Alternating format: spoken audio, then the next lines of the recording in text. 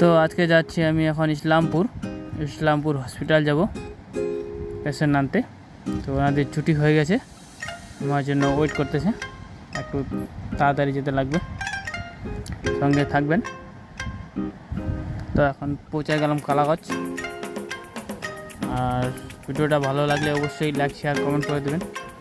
তো এখন চলে আসলাম 34 নম্বর জাতীয় সড়কে, সোজা চলে যাবে ইসলামপুর।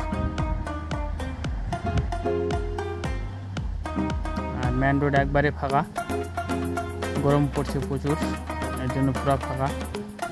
তখন পৌঁছে গেলাম ইসলামপুর বাইপাসে।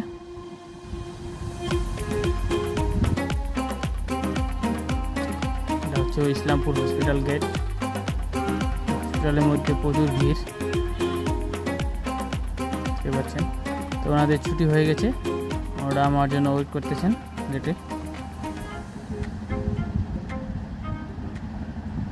তখন উঠে গেছেন ওনারা, এখন সোজা চলে যাব বাড়ি। এখন বার হচ্ছে হসপিটাল থেকে,